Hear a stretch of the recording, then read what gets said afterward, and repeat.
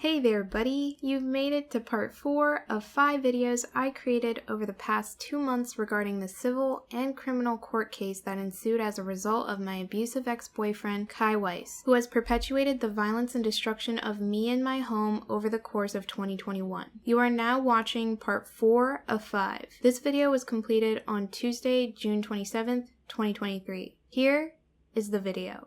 If you want me to be honest, I'm incredibly shocked you're still fucking here. If it was me, I'd be depressed as hell by now. Like damn, I'm tired of these videos. This sucks. Kai sucks. This shit is tiring. But since we're so close to being done with the series, I really can't excuse throwing in the towel now. Obviously, covering all things regarding a court case that lasted 16 months is going to take a lot out of me, and bringing forth all the relevant evidence for 7 charges I obtained arrest warrants on is going to be especially taxing, but I have to say, it does feel somewhat cathartic to just let the truth about the situation be known in video format. I don't know, it feels good to know that I'm strong enough and have gotten far enough in my healing journey to actually break this shit down for y'all in a digestible way and not completely or utterly lose my mind. And to have already made 3 45-minute long videos on this is no easy feat, but I'm glad that I still got it in me to keep it pushing. So at least I know I still got that. Today's video is going to be about the last 2 protective order violations I alleged Kai made to my protective order. This video, much like the last video in the series, heavily relies on a Twitter thread I created back on April 28th of this year. This thread is objectively the longest one I've created about the violations thus far, which is why I decided to make it a completely separate video. I also, much like the last video, will be combing through Kai's most recent video and debunking the claims he makes about these violations with hashtag facts and logic. Since we have so much ground to cover with these violations, let's just get started. So, here's the final thread. I tweet, the 3rd and 4th time my abuser directly violated my protective order, including the evidence I have of Kai's 3rd and 4th PO violation. A thread. Phone number blurred, trigger warning for mention of school shooting. This one is long, so apologies if anything is confusing/unclear. On November 13th, 2022, a horrible tragedy occurred at my college. There was a school shooting where 3 of my classmates died and 2 were injured. Thankfully, the 2 that were injured had successful recoveries, but Deshaun Perry, Devin Chandler, and Lavelle Davis Jr. were murdered. To this day, I think about these victims and how their deaths were so devastatingly senseless. Amazing, driven, ambitious, dedicated souls who had huge hopes and dreams for their future, just like I do. Deshaun was a studio art major. I saw him frequently in the art department. Their deaths justifiably shook me and my entire college community to our cores. You never think a school shooting will happen to your school until it does, and I truthfully keep these 3 stellar black men in my heart and memory every single day. They deserved so much more time. Kai took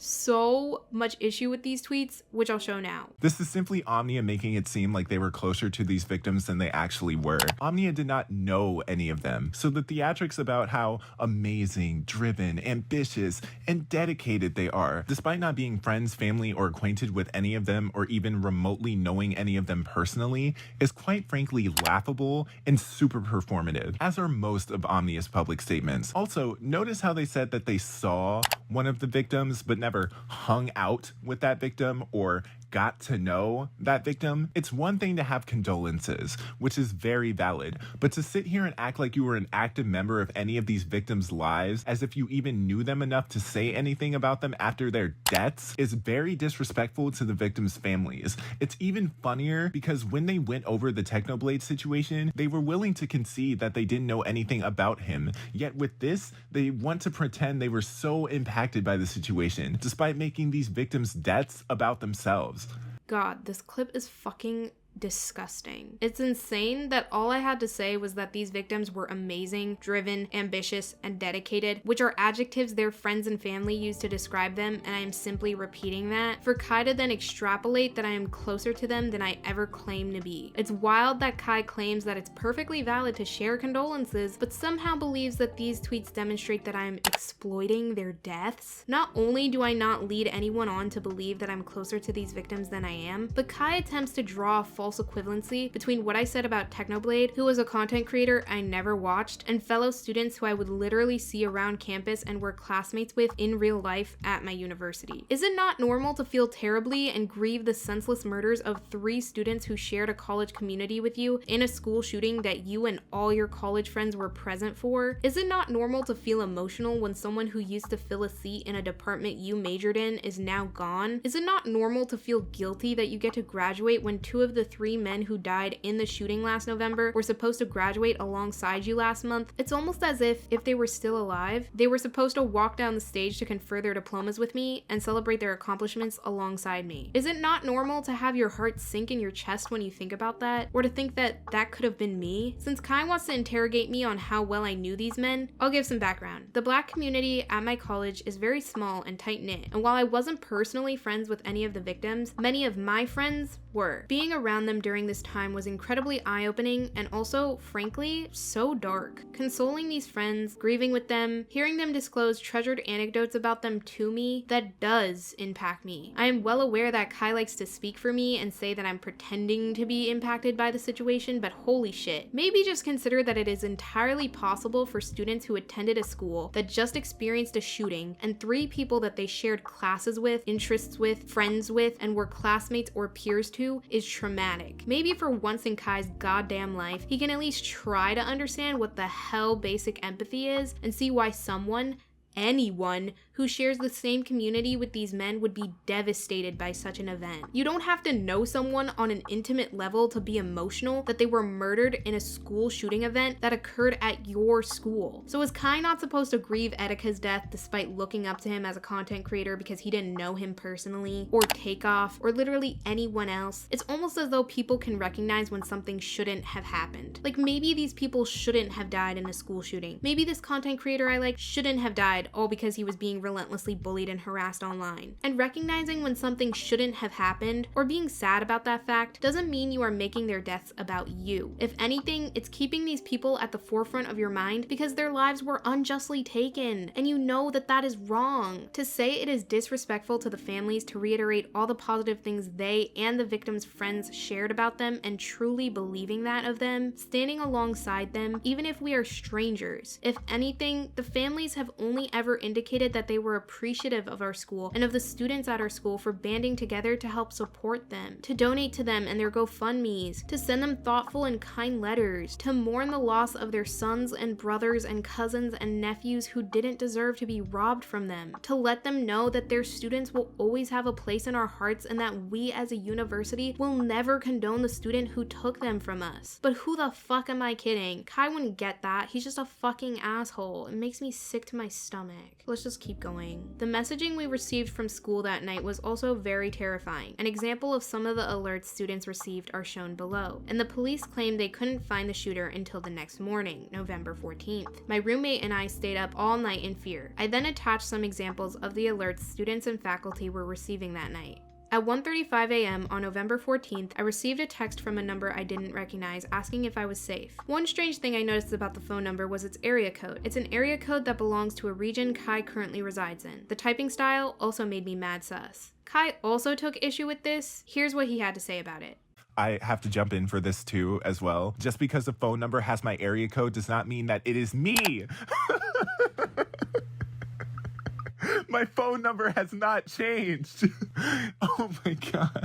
Geez, no one said that. I never stated that just because a phone number has Kai's area code means that it is automatically him. Kai is getting far too ahead of himself here. I simply stated that it was a strange thing I noticed and contributed to the reason why I was suspect of the number. Also, it is entirely possible for this phone number to be a burner number or throwaway number, meaning one that is created secondarily and isn't attached to any real phone that someone actively uses. There are plenty of apps that make creating this type of number possible. It doesn't have to be Kai's active phone number. Besides, that would actually make more sense because Kai has an iPhone, which is why when we used to text, our messages would be colored blue, which is a sign that two people are using iMessage to communicate with one another. But the number that messaged me that night had green text messages. When the text messages are green, it usually means that the texts are being sent as SMS text rather than iMessages. So no, nowhere am I claiming that this number is Kai's new number or even a number that is native to Kai's iPhone. I'm saying it's more than likely a burner or throwaway number that Kai used solely to violate the protective order. Let's continue. I had a sneaking suspicion it was Kai, so after some deflection to the question, who is this, I straight up asked the person behind the number if they were Kai at 2:45 a.m. The person didn't reply until 5:34 p.m. later that same day, saying they quote-unquote can't tell me, dead giveaway number 1. Attached is this screenshot of the messages this person sent me, which I'll read. The person behind the number texts me at 1:35 a.m. on November 14th, 2022, where they write, they're saying there's a shooter at your school. Please tell me you're safe. Please be safe, please. I reply at 2 a.m. asking, who is this? At 2:20 a.m., the person behind the number says, stay safe, please. No matter what happens, just keep living. Your life is so important. I ask again 3 minutes later, who is this? About 20 minutes later, they reply, I'm so glad you're okay. Stay alive, keep your doors locked, and phone for help if you get scared. Stay safe. Don't go anywhere tonight, please. I can't bear the thought of you dying. Keep this message in mind because I'll reference back to it later in this video. I ask, is this Kai? At 2:45 a.m. The number doesn't reply until 5:34 p.m. the next day. They say, I can't tell you who I am, just know I want you safe, so please just look after yourself. The thread continues, I left it alone for a few hours because I didn't know how to approach it. Finally, by 11:51 p.m., after hours of sleep deprivation and under the influence of some marijuana, I spoke honestly. I knew it was Kai, I just didn't know how he managed to find my number because I changed it after December 8th, 2021. Here's the attached screenshot of the text conversation continued. The number continues, I can't tell you who I am, just know I want you safe, so please just look after yourself. I'm glad it wasn't you, please be careful. Then, I didn't reply for some time, as I said, but at 11:51 p.m., I say, Kai, I'm high as fuck right now, so I'll probably regret sending this in the morning, but just be fucking honest with me for once in your life. How the fuck did you find my number? Why do you keep trying to talk to me? Don't reply. I don't actually want to know. Please just leave me alone. Which is what I've been saying since the last video about the first 2 protective order violations. I obtained a protective order so that Kai could just leave me alone and stop contacting me. I don't want him contacting me. But here's what Kai said about this. And this is where I need to interject. I too would like to know how the fresh hell I found out about Omnia's number that only Omnia knew at 1:35 a.m. at night. I'm unsure why Kai finding or not finding my number at 1:35 a.m. at night is a point. Kai could have found my number then, or he could have found it literally any time before then, but just never contacted me until he felt compelled to, which could be, for example, during an event as horrifying as a school shooting. Like I said, I changed my number back in December of 2021. Anytime between December 2021 and November 2022 was an opportunity for Kai to have found my new number if he wanted to. This would just be the first time he decided to contact me directly. If me not having your new number isn't enough to prove that the person you're talking to is clearly not me, you would think that the fact that this person is not operating from my number, which remains unchanged, nor talks like me, would be enough to convince you that this is not me. Thing is, we don't actually know that Kai doesn't know my number. He's just saying that he doesn't, which isn't enough. Just like how Kai said he wasn't served the EPO at 6:15 p.m. despite the police stating otherwise and him failing to provide us with a specific alternative time for when he was served, Kai saying, I don't know Omnia's new number, doesn't provide us with any substantial evidence or information about the things he does know. Taking his word for things has yet to prove beneficial, especially since he wants to continue to pretend online that he is innocent of a crime he openly pled guilty to in the court of law and is convicted of for the rest of his life. As evident throughout the entirety of this series, Kai has been proven to lie. So much. I really struggle to take Kai's word for pretty much anything. I'll give him credit whenever I am confident he is telling the truth, but otherwise, I'd be very, very cautious to simply take his word for things. Furthermore, the person doesn't need to be operating from Kai's iPhone with the phone number that is native to said iPhone for it to be Kai. Again, as mentioned earlier, this is more than likely a burner or throwaway number. Also, this person definitely talks like Kai. The lowercase typing is reminiscent of his text, and as you will soon see, they mention very similar things to what Kai will later tweet publicly. But in the meantime, let's continue with the thread. This absolute freak show of a person, if you haven't caught on by now, Kai, then proceeded to send me a motherfucking Google Docs link that started off with say something and open brackets to entice me to type in the doc. This is so fucking weird on so many fucking levels, it's psychotic. As you can see at the bottom of this screenshot, this is the Google document which states say something and open brackets. I continue, he did this to try to bait me into talking to him on a Google document that he created. This makes the process of expelling/deleting any evidence of a conversation happening between the two of us easy for him. I may be stupid, but I'm definitely not stupid enough to fall for that. Here's what Kai had to say about this. It's also incredibly elaborate, and I find it really interesting that you know exactly why the Google document was created. That is, if it even exists, and it wasn't some bullshit you and whoever was trying to make in order to get me behind bars. I am being given entirely too much credit over something this stupid. It's really not stupid though. It's a potential violation to my protective order, which is a very serious matter. But either way, I don't think it's hard to ascertain why a Google document document with "say something" in its preview with open brackets would be created. Why else would someone share a Google document like that? Google Docs are inherently collaborative, meaning usually you share a document with someone so they can edit, comment, or suggest things on whatever you're writing in there. And it's almost as if that's not something me and Kai would commonly do on each other's scripts. He would edit my scripts and I would edit his scripts, but whenever we were on each other's scripts at the same time, we would also frequently talk to each other on the document, as evidenced in this screenshot. So,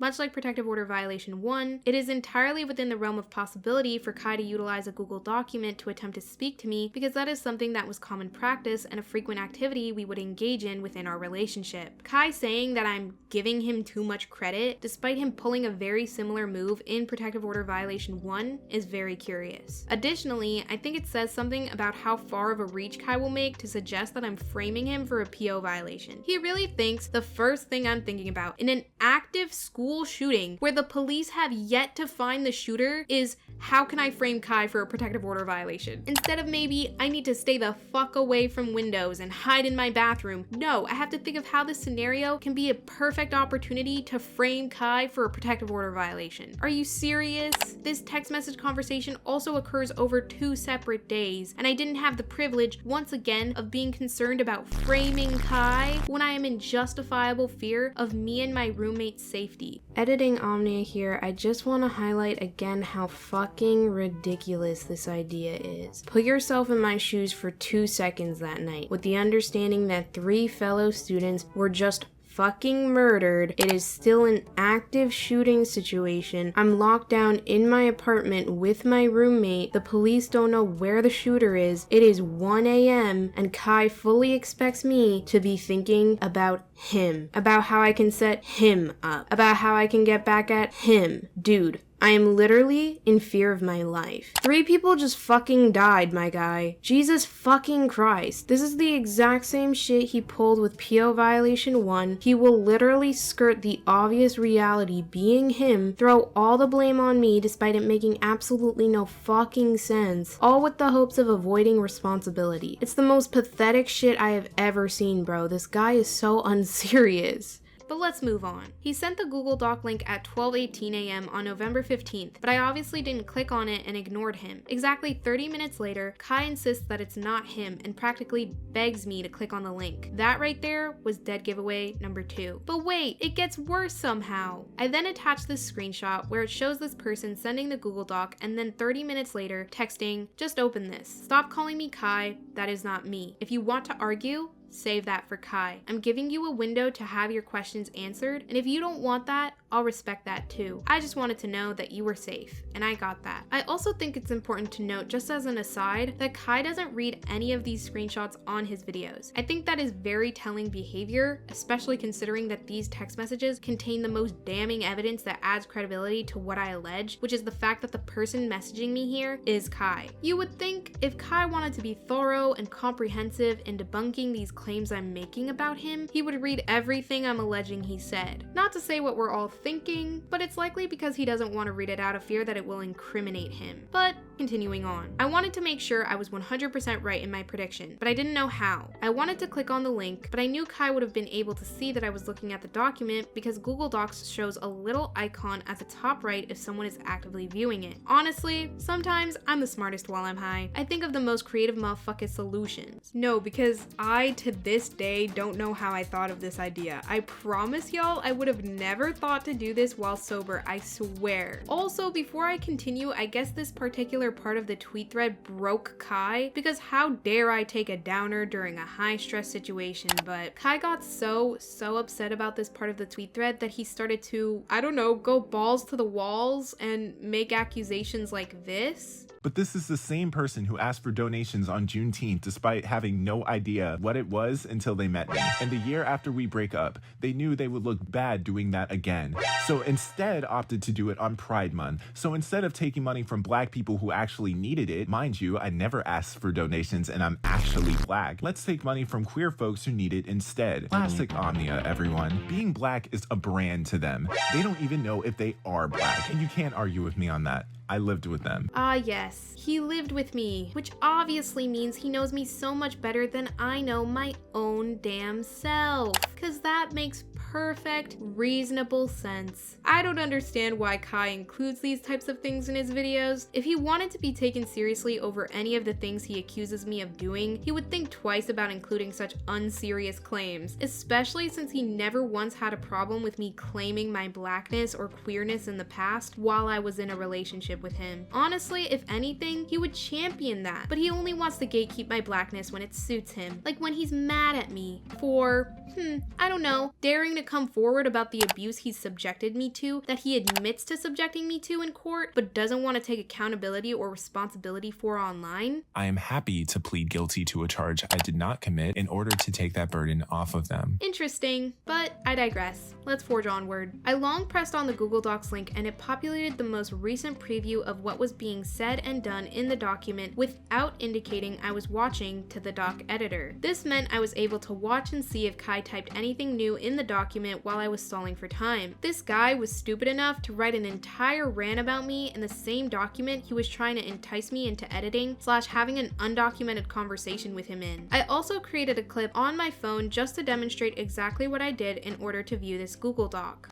Hello everyone, it's Omnia. I'm on the actual text messages that I was talking about, and I just wanted to demonstrate how I was able to see the document without alerting the person who sent it that I was viewing it. So all I had to do was just long press on the document. Apparently, it's been deleted since the last time I did this, but all you have to do is literally just long press and you can see like the preview right there. Hopefully that was helpful to see. Continuing on, it was really fucking funny to see the document change and morph as he edited his angry rant about me. These are all of the changes I managed to capture, which happened between 1:58 a.m. to 2:07 a.m. on November 15th. Names of my ex-girlfriend and old high school friends are censored. Attached are these 3 screenshots. I won't read all 3 of them because they are all very similar with a few edits here and there, but I will read the first one, and if you would like to read the other 2, the thread will be linked in the description box below. But the first screenshot of the Google Doc, which was captured at 1:58 a.m. on November 15th, 2022, reads, "If you don't understand why I would ever want to see if you were okay, why I would ever throw away things that I would never have any need to, why I would refrain on speaking about any of these matters any further and not come to any other conclusion but, wow, maybe I was wrong the entire time, sweetheart, I cannot help you and you are a lost cause. If you think I would be content in the idea of finding out you were dead and just jumping, bouncing for joy, you're out of your mind. You have warped your mind into thinking that all I ever want is the fucking worst for you, and all I have ever shown is that I want the opposite of that. If you're mad you lost subscribers, blame Peaches." Interjection, he's talking about hopeless Peaches here? Who the fuck else with Kai's area code, who refers to me as sweetheart, who knows of my YouTube channel, and urges me to blame a sub loss on fuck-ass hopeless Peaches of all people, would say this shit besides Kai? I'm so dead, bro. If you're mad you lost subscribers, blame Peaches and the rest of the community. If you're mad your things are gone, I'm sorry, Hana, but I don't know anything about it. I can't help you. You don't know how fucked up and frustrating it is to sit here and watch you blame me for everything, and then have the nerve to walk and preen around like everyone has done you so dirty, like your misery doesn't stem from yourself. You had a relationship, but instead of appreciating the partner you had, you instead chose to cheat on them because you couldn't properly transition from your last relationship to ours. You couldn't appreciate who was in your life because when, insert the name of one of my friends, decided to leave you, insert more names of my high school friends and ex-girlfriend, all those motherfuckers, and then the message cuts off. Let's not even begin to debrief from this and how this message pretty much certifiably proves that the person typing on this Google Doc is Kai, but do you want to know how Kai attempts to explain this in his video? Let me show y'all. Names of my ex-girlfriend and old high school friends are censored. I have to say, wait a damn minute. Run that back. Run that back. Names of my ex-girlfriend and old high school friends are censored. I have to say, it's pretty fucking stupid to link a— Okay, stop. So you mean to tell me that Kai is just going to skip right over the most damning evidence I presented as to why I am even claiming that this person is Kai? He's not even going to read any single screenshot? Not a single one. He's just gonna gloss right over that. Okay, again, I think this is extremely telling behavior. It's almost as though if he did read it, he wouldn't be able to defend himself from it, cause who the fuck else calls me pet names like sweetheart to this day as frequently as Kai does? I mean, let's not even begin to mention how this third violation draws parallels to his second PO violation, where he referred to me as quote unquote Starlight. Baby, this is not me. Who the fuck else dislikes Hopeless Peaches enough to tell me to blame whatever I'm upset about on her? Who the fuck else am I accusing of stealing my shit after being forcibly removed from my apartment? Who the fuck else keeps accusing me of cheating on him? Who the fuck else knows the names of my high school friends and ex-girlfriend? Who the fuck else would type a message like this? Like, you can practically hear Kai's voice in this Google Doc. This is as close to his speech pattern as it gets. No one else with a number that contains his area code knows this type of information about me, except Kai. I very much keep my YouTube life separate from my real life, and I don't have any friends who live in his area, let alone share the same area code as him. This is Kai. Let's continue with the thread. I have to say, it's pretty fucking stupid to link a doc to a person you're trying to entice into a conversation with and then proceed to rant about them on that same fucking document 1 hour later. Could you have done the hard work of making a separate sheet to cry harder on, my nigga? Jesus. This is what Kai had to say about this. Yeah, they're right. It would be really fucking stupid of me to do something like that, which goes to explain why I never did it in the first place. Bruh. What? How does that explain that Kai never did it in the first place? Just because Kai agrees that it's fucking stupid to do doesn't explain that he didn't do it. We all do and say plenty of stupid things. This argument being one of them. I was not awake from 1:35 to 2:07 a.m. on November 14th. Not November 14th, silly. November 15th. Maybe you wouldn't get the dates wrong if you actually cared to read these screenshots in your video. And Kai was absolutely awake at that time on November 15th. As a matter of fact, he was awake even later than that. Here's a tweet Kai made on November 15th at 2:48 a.m. that he promptly deleted for, I'm sure, very innocent reasons. And wow, let's read it. He says, I hope it hits when it's too late, because you never know what you have until someone else treats it better than you. I'm hurt, but it won't last forever. Crazy. Sounds like Kai is referring to the fact that I wouldn't click on his Google Doc. Or maybe he's upset that I didn't entertain his bullshit. Like I said, this tweet was promptly deleted, and I'm sure it had absolutely nothing to do with the Google Doc that he was editing mere minutes earlier. But you know who was? Omnia. Like we already previously established, Kai was awake at that hour, and his own tweets on his Twitter account substantiates that. But, of course, much like the first protective order violation, I must have framed him, cause it can never be him. All the evidence, yeah, let's just discount and discredit that. Omnia is just out to get me, guys. Could you have come up with a better excuse, man? It's incredibly rich, considering he doesn't even have the balls to read the screenshot that incriminates him in the video he is insisting it's not him in. This is not me.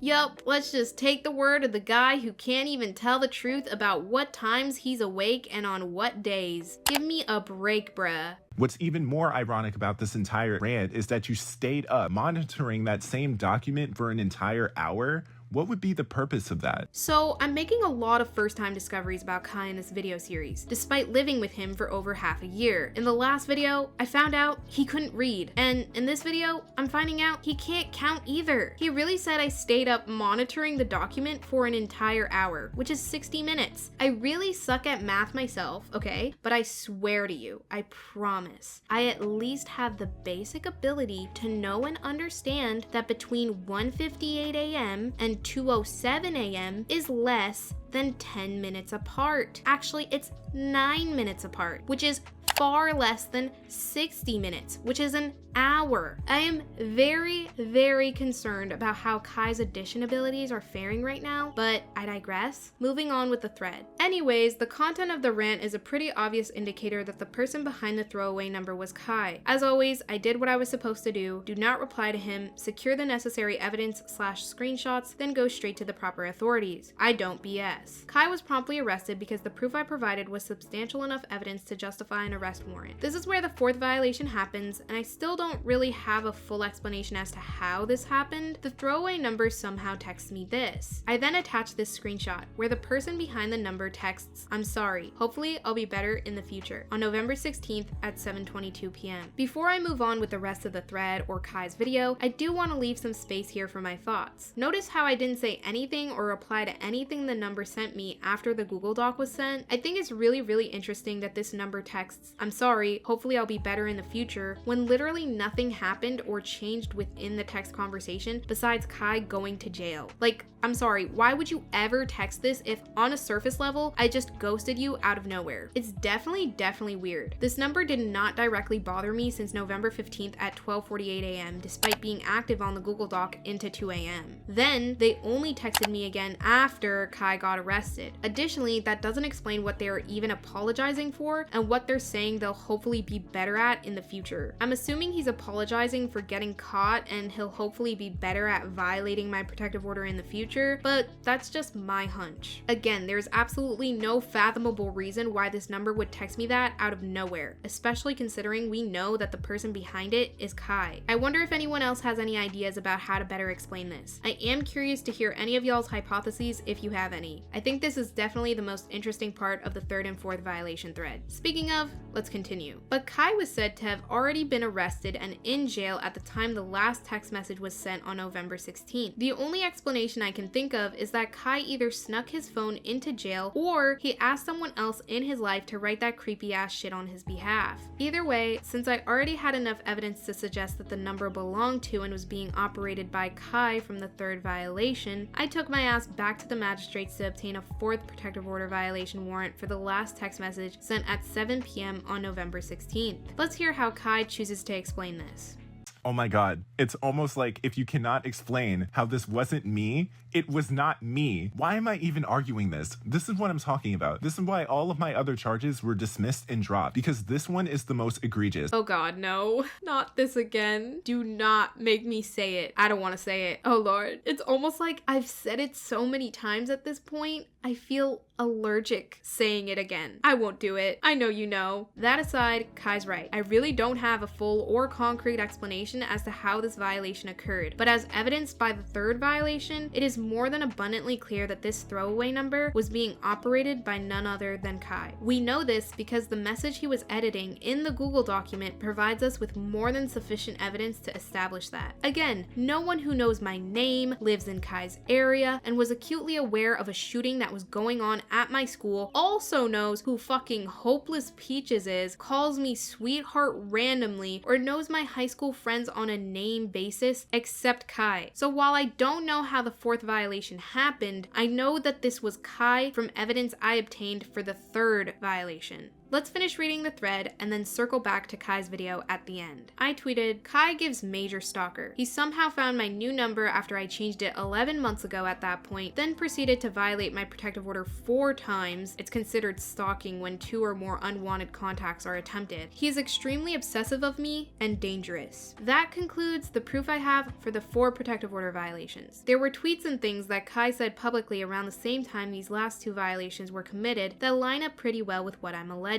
They're all here for your viewing convenience. The screenshots attached are of a thread Kai created at 10:15 a.m. on November 14th. He says, "Look y'all, I'm pulling the plug on all Omnia content entirely. After recent news, 11 months of just fucked up shit happening, and recently reading that they could have been a victim of a shooting at their campus, no amount of legal BS could ever heal me from that." Editing Omnia here, just wanted to point out how Kai states that he will be refraining from speaking about the case any further in this thread, which was posted to his I Hate Kai Twitter account on November 14th at 10:15 a.m. But then later, in the Google Doc that the throwaway number sent me on November 15th at 1:58 a.m., they say, "If you don't understand why I would ever want to see if you were okay, why I would ever throw away things that I would never have any need to, why I would refrain on speaking about any of these matters any further, and not come to any conclusion but, wow, maybe I was wrong the entire time. Sweetheart, I cannot help you and you are a lost cause." Notice how how this number mentions and makes references to the fact that Kai, at the time, stated that he was no longer making content about the case. This is Kai. I'm keeping my side offline from this point forward, and unless it's art/video related, I'm not tweeting here again. I don't care what Omnia does or if they choose to address me. I don't care about lies or truth. I am fucking done. If there is beef, then beef by yourselves. I can't hate Omnia no matter how hard I try. I hate what they do to me, but at this point, I don't give a fuck anymore. I would never be the same if all that I had if they died was just court papers. I'm not good at art commentary anyway. I'm done. I've been spending a lot of time juggling this feeling, and I just can't keep engaging in this back and forth. At least I have the satisfaction of knowing I'm not letting it continue. I just want to get my work and mind my business from this point forward. Y'all already hate me anyway. I'm not losing anything, and I don't need the approval of people who would turn on me at the slightest mistake and strive in discourse. I lost enough this year to realize I don't want to lose anything or anyone I love further. No one defines my love for anyone or anything but me. I spent so much of my life with that person, and since the very beginning of this bullshit, despite whatever we have done to each other, I never in my life wanted to see them dead. Motherfuckers don't know what I know, never will. Pausing midway here just to say, does this part of the thread not draw parallels to the message that was left in the Google Doc where he says, if you think I would be content in the idea of finding out you were dead and just jumping, bouncing for joy, you're out of your mind? The subject matter just seems very similar here. Let's continue. Fuck this entire situation, and fuck the fact that I ever needed to defend myself at all. Fuck all the people who are out for themselves instead of the facts, and fuck the people who found refuge in my downfall. Mental health matters to none of you. Fuck the constant push and pull of making content, fuck always looking behind my back, fuck the numbers, and fuck the money. I'd rather be broke and happy than rich and miserable. Eventually, I'll find a way. And I don't, and have never needed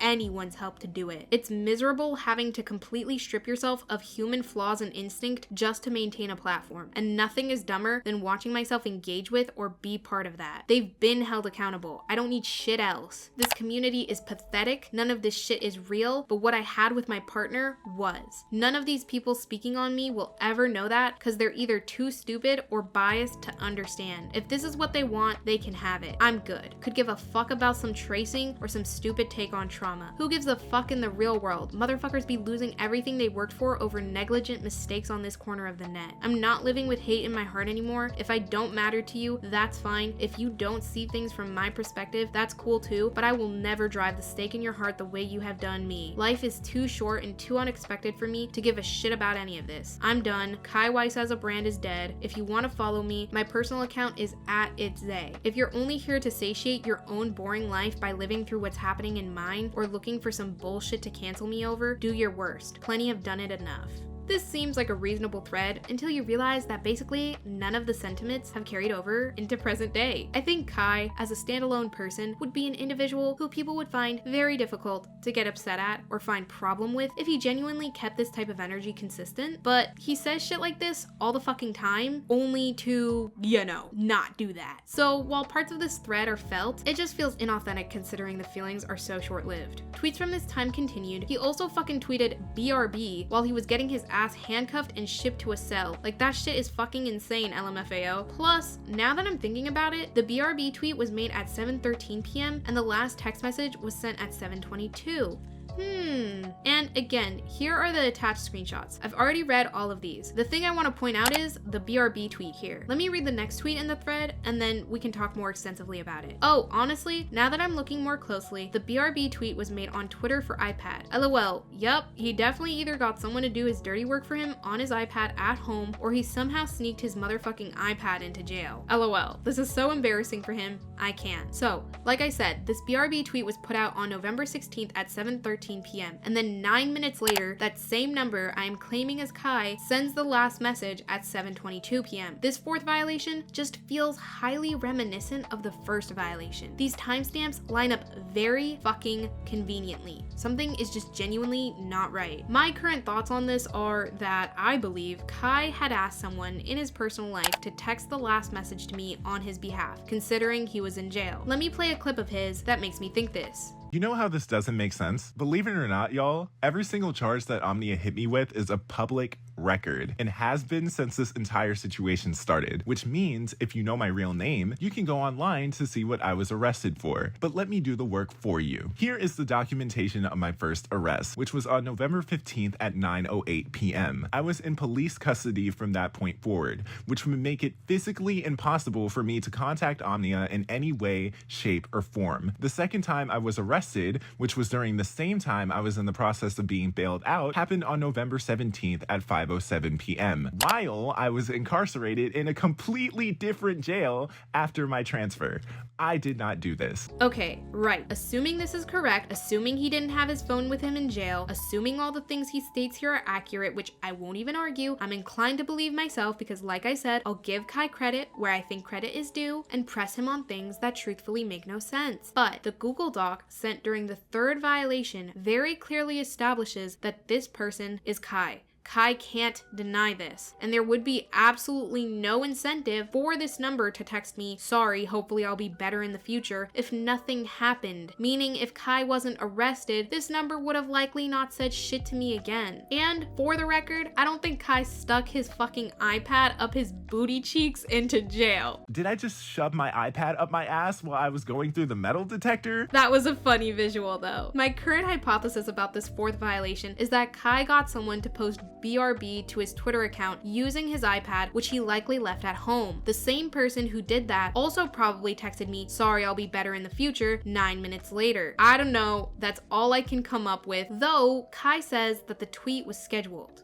I had somewhere to be on this day. I was supposed to go on an outing with a few friends at around 7:30, so I had a tweet scheduled a few minutes earlier to let my personal and online friends know I wasn't going to be on Twitter for a little bit. I do this every time I might disappear for a little bit. Not that that is any of Omnia's business. That is the reason that tweet exists. It would have got deleted the same day had I not been arrested 2 days prior. But you're right. It is weird that shortly after this tweet was made, this number that I didn't own texted you while I was incarcerated for some shit I didn't even do. It's almost like it was never me, but that's confirmation bias for you. Thing is though, he literally never has done anything of the sort in the past. The capital B and the BRB is also literally not even his typing style. He types almost exclusively in lowercase letters, let alone the fact that 7:13 p.m. is a fucking obscure and random time to schedule a tweet when you could have scheduled it at 7:15 or 7:20 or even 7:30 while you're at your purported outing. Wouldn't you also want to provide more context if you were going out with friends? Typing BRB like that with no other context seems so rushed, especially if the reason you scheduled the tweet being that you wanted to inform your online and personal friends that you're gonna be away somewhere for some time. BRB is just not a tweet you would typically schedule. I don't know. This seems fucking fishy. Guys, Kai thinks I'm dumb. Kai thinks I'm stupid, and I'm not. Hi, editing Omnia here. Sorry for starting off this section like that, but bro, I just realized something really big. You can't even schedule tweets on Twitter for iPad, dude. That's not a thing that is physically possible. I would know because I tested it out on my iPad. I'll run the footage of me trying to test out if there is an option to schedule tweets on the Twitter for iPad app, and there is none. Similar to how you can't schedule tweets on Twitter for iPhone, these mobile or tablet specific apps don't actually make scheduling tweets an option. You can only schedule tweets on Twitter from the actual website, meaning you have to be logged on to Twitter on Google Safari or whatever other web browser app you use in order to set a time for when you want your tweet to go out. I also have footage demonstrating that. So my hunch was correct. Not only is BRB not a typical tweet you would schedule, but there is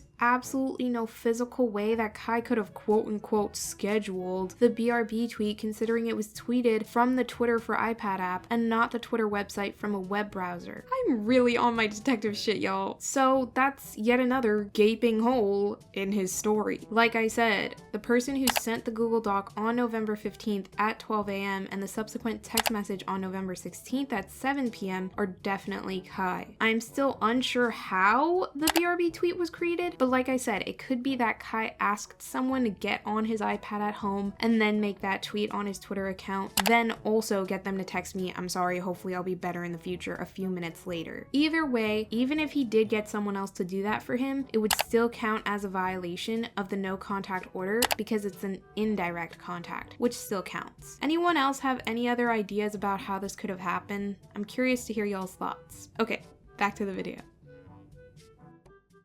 I literally don't know, it's beyond me. The fourth violation definitely has me confused, I won't even lie to y'all. Like I said, I'm being as transparent as I can about this court case, and when I don't have an explanation, I don't have an explanation. But the third violation is proof enough that the number was certifiably operated and run by Kai. Who the fuck else would write this? I'm sorry, but I've only dated 2 people in my life, that being Kai and my ex-girlfriend, yet my ex-girlfriend is mentioned here in the third person.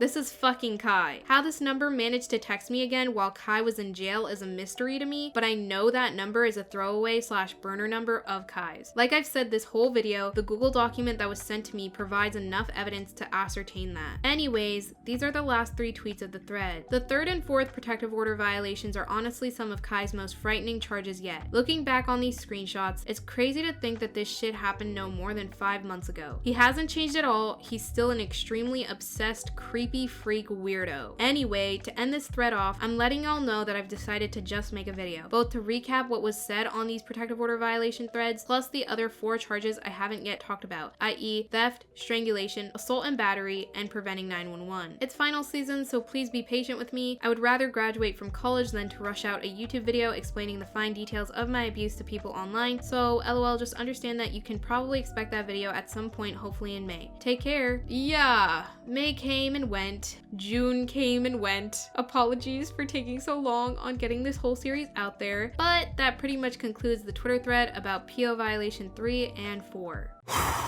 I'm about to get really pissed.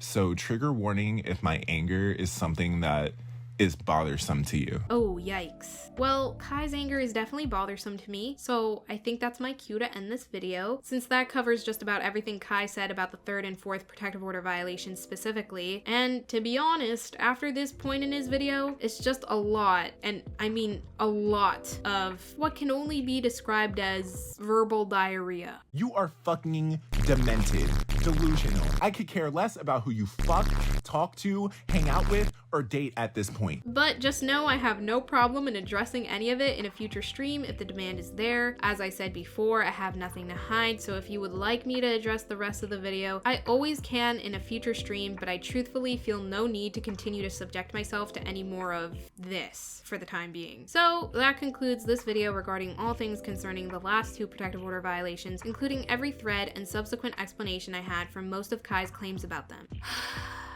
These past 2 videos were exhausting, but at least that covers every single PO violation. The next topic I would like to cover is, as I mentioned in my thread, the rest of the charges I obtained arrest warrants on, specifically those that don't pertain to the domestic assault and battery misdemeanor charge or the violations to the protective order, those being felony theft, strangulation, and preventing a 911 call. Lord knows that video is going to be a hell of a lot shorter than this one. At least that's the hope anyways. Until next time, don't forget to take your multivitamins. Bye!